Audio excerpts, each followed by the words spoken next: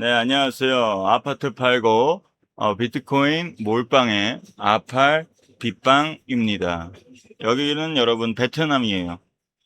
리조트에 왔는데 굉장히 어, 원래 엄청 평화로웠는데 지금 갑자기 이제 외국인 분들이 몇몇 분들이 왔어요.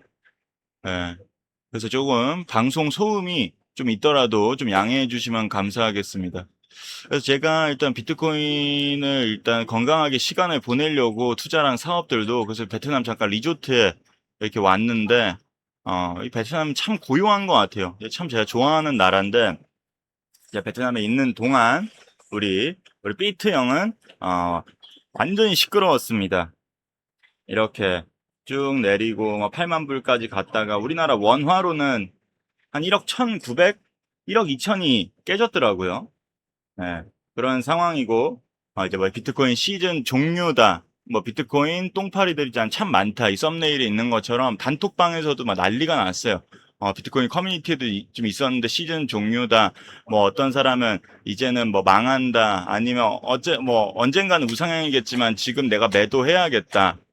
예, 뭐 이런 사람들도 있고, 그리고 또 8만 9천 불에 팔 걸, 막 껄무새들도 많고, 예, 그런 것 같습니다. 근데 지금 여러분들 화면에 보이는 것처럼 이렇게 여유롭게 이렇게 있는데 대부분 저 놀란 게 베트남에서도 비트코인을 다 많이 알더라고요. 저는 일단은 이 베트남에 있으면서 리조트에서 있으면 느낀 게 뭐냐면 건강하게 시간을 좀 보내야겠다. 라는 생각이 더 들었어요. 어차피 시간이 지나면 우상향이고 이런 어떤 똥파리 잡음에 어, 좀 익숙해지면 안 되겠다라는 좀 생각이 들더라고요.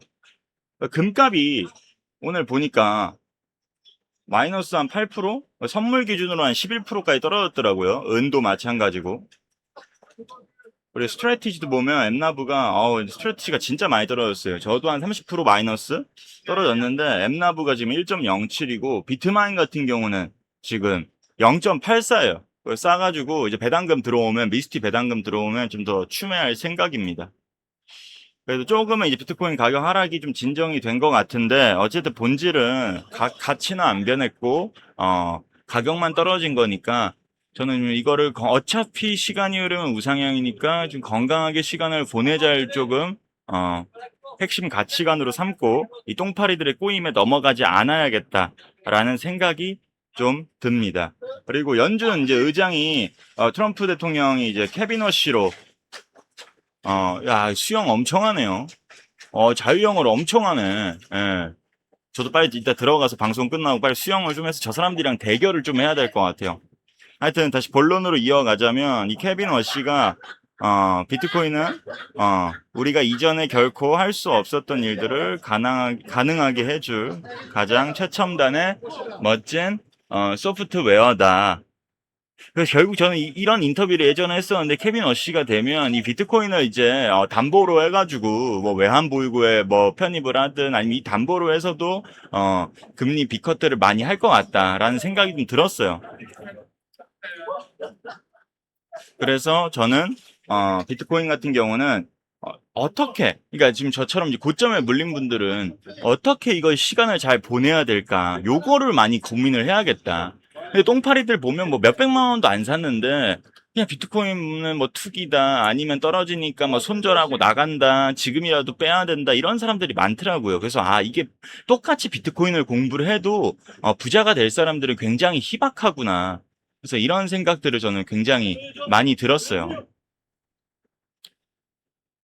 그리고 여기 베트남 부자들이랑도 제가 몇 명, 특히 리조트에 있는 사람들은 대부분 이제 비트코인 차트를 많이 보더라고요. 유럽 사람들이나 뭐 중국 사람들도 그렇고.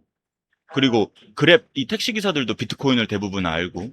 그래서 저는 이런 것들을 봤을 때도 이 비트코인은 그냥 건강하게 시간만 보내면 이기는 게임이다. 요번 하락에도 아니면 저 10월 대청산 때도 보면 단톡방 분위기만 봐도 이게 난리가 나더라고요. 그래서 이런 걸 봤을 때, 내가 진짜 얼마나 어떻게 시간을 잘 보내느냐, 이걸 매수하고, 그 전략과, 그 다음에 조금 현금을 좀 더 보유를 해가지고, 이렇게 쌀 때 계속 기회는 주는 것 같거든요. 적어도 1년 정도 넘게 이 게임을 해보니까. 그래서 그때 계속 더 사는, 이 두 가지 게임. 첫 번째는 시간을 어떻게 잘 보내느냐. 두 번째는 이렇게 위기일 때, 양을 늘리자. 이렇게 하락할 때 양을 늘리자. 그래서 저는 선택한 게 이런 리조트를 선택을 한 것 같아요. 아, 근데 확실히 동남아에서도 이게 막 테더도 많이 사람들이 환전하려고 하고 있고 아마 근데 불법이라고 알고 있거든요, 지금은. 근데 비트코인도 이게 지나가는 택시기사들도 제가 다 물어보고 다니는데 대부분 알더라고요. 예, 일반 분들도. 그래서 지금 금이 한 마이너스 8% 은도 많이 떨어졌잖아요. 근데 이제 어느 정도 상방이랑 고점을 쳤으니까 전 비트코인 상방도 더 높아졌다고 생각이 들거든요. 그래서 저는 제 나름대로 이런 조금 베트남이나 좀 다른 데 글로벌에서 비트코인도 좀 물어보면서 다니면서 또 이제 크립토 박람회들도 많이 있더라고요. 이제 그런 것들도 좀 다니면서 또 좀 더 본격적으로 좋은 시간을 보내면서 그렇게 위기가 있을 때는 더 살 수 있는 현금들을 더 만들 수 있는 어떤 사업들도 좀 하면서 그렇게 시간을 보내면 무조건 내년, 내후년은 이긴다. 왜냐? 나는 고점을 못 맞추고 하락을 못 맞추기 때문에. 근데 내 계좌가 빨강불일 땐 사면 안 되고 파랑불일 때 사야 된다는 정말 1년 동안 몰빵을 하면서 뼈저리게 느끼고 있다. 요게 제 결론입니다. 하여튼 방송은 오늘 일단 1회차는 여기까지 하고요. 저 외국인들 저렇게 수영하는 거 보니까 저도 물속으로 얼른 다이빙 하도록 하겠습니다. 비트코인 투자하신 분들 파이팅이고요.